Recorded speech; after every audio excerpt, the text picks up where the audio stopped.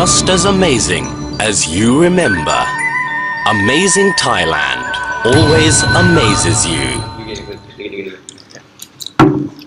สวัสดีครับนั่นคือประเทศไทยประเทศที่สวยงามตอนนี้ผมจะพูดกับทุกคนเกี่ยวกับความแข็งแรงจุดอ่อนโอกาสและปลายคุกคาม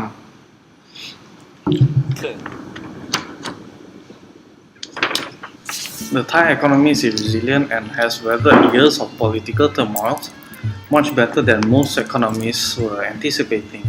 Overall GDP growth, exports, foreign direct investment, inflow and tourism have all outperformed most forecasters in the public and in private sectors.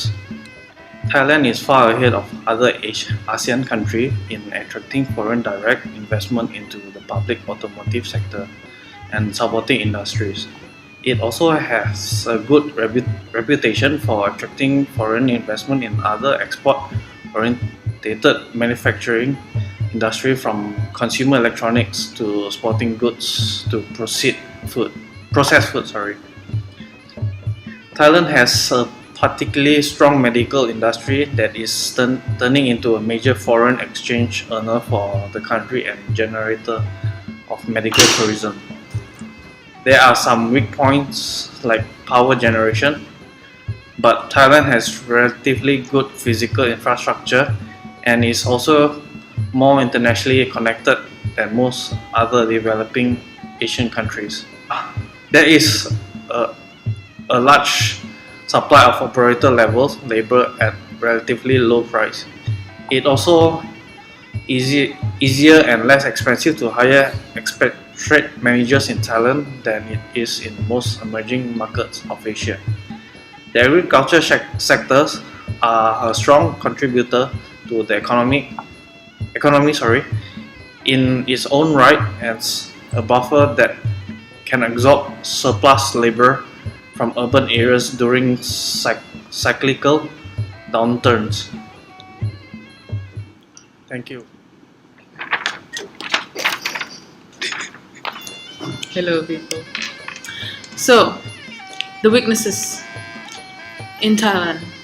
There's lack of language competence, no sufficient capital and very hard to get access to financial sources. But also, lack of interest in our capital to acquire new technologies in Thailand.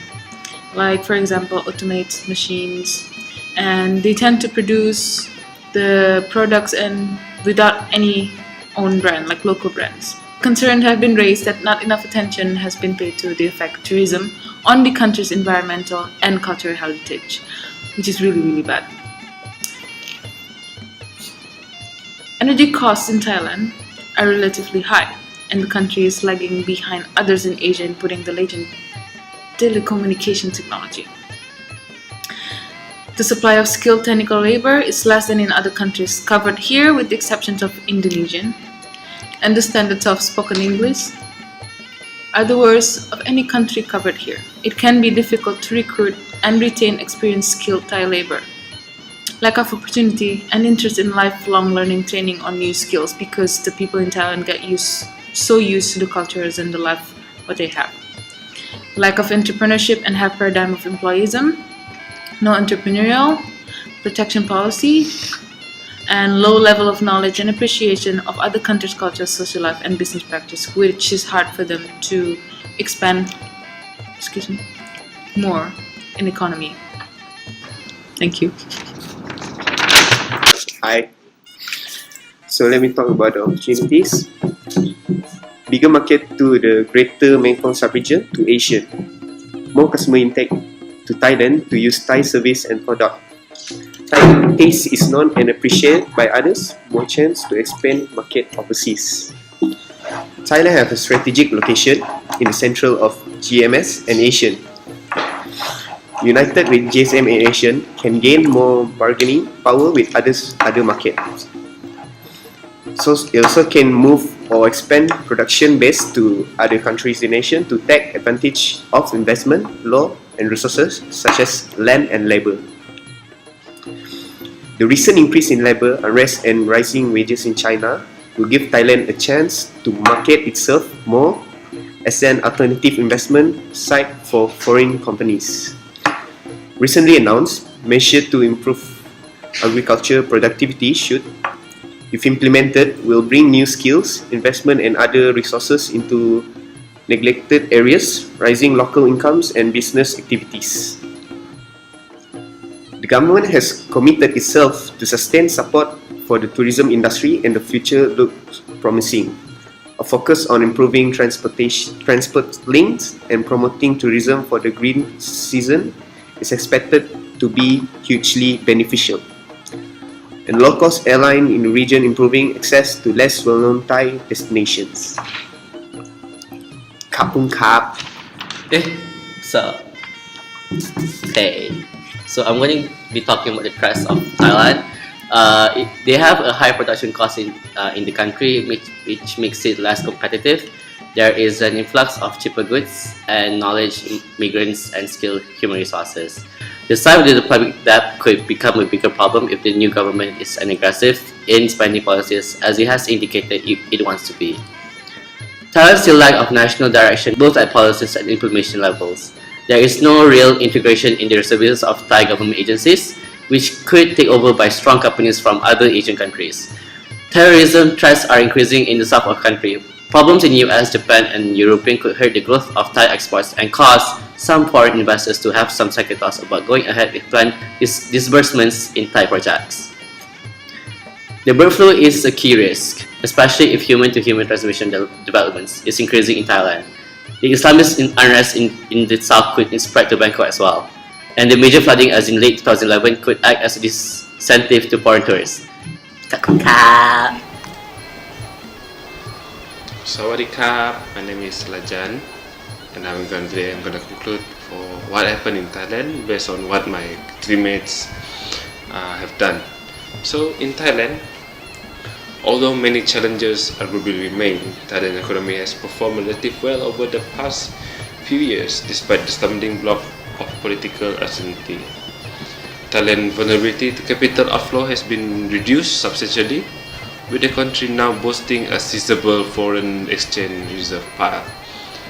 Risk to the economy remains, including weak businesses and investor sentiment, despite comparatively low interest rate and a structural over-dependence on export.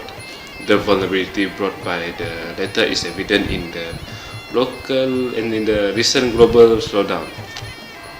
The size of skilled workforce is relatively small, meaning that the productivity gains would become increasingly hard to achieve as the pool of cheap rural labor depleted. But the Pheu Thai Party, led by the government, is likely to maintain populist policies, including the price guarantee for them, large-scale infrastructure projects, and welfare subsidy for lower-income groups in Thailand. Investments that are made, which has taken a serious knockover for the past year, owing to falling external and domestic demand, will be very likely resume its recovery when the political problems in Thailand are resolved and the global economy stabilizes. Volatile prices for many of Thai key export commodities such as rice, rubbers and sugars is likely to damage the livelihoods of many farmers and force the government to continue to offer burdensome subsidies.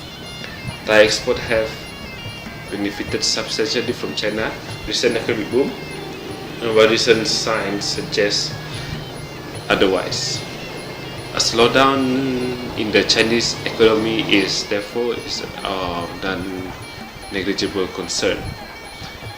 So based on this all, continued political turmoil risking damaging Thailand's attractiveness, such as tourism side, and then is neglecting to foreign investor. They may opt to deploy or invest their capital in more stable regional competitors such as Vietnam and Indonesia. This all happened because of the political clash in Thailand right now. So I'm Ajan. Thank you for watching. Have a good day. Thank you. It's becoming an all too familiar scene in Thailand. Anti-government protests, violence in the streets, and now, once again, like 3 years ago, deaths and a continued standoff. The recent violence in the country's capital, Bangkok, took place perilously close to a main tourist area, threatening Thailand's global image just as the peak holiday season begins. Thailand's economy, it's a major manufacturing base for everyone from U.S. hard drive makers to Japan's auto giants, is starting to show signs of strain. Well, I suppose worst case scenario would be change of government, or as you've seen in the past 20 years, even some sort of military takeover. I think the most likely scenario is you have a bit of trouble, and then in the end they can reach an accommodation, everything calms down. I think the real, if you like, more interesting downside risks seem to be very low probability. Thailand's manufacturing output has contracted for the past 7 months, and the nation's central bank has cut interest rates to prop up the economy. Thailand's stock market is among the region's worst performers this year in U.S. dollar terms, down more than 5%. The baht was the second worst performing emerging Asia currency in November. Only Indonesia, with its soaring current account deficit, faring worse. The latest conflict continues to pit Bangkok's urban middle class and royalist elite against the mostly poor and rural supporters of Prime Minister Yingluck Shinawatra and her brother Thaksin, ousted in a 2006 military coup. Despite the upheaval of the last few years, the economy has powered ahead, giving the country its Teflon Thailand nickname. But Thailand is certainly looking more vulnerable, and further violence will further test that reputation.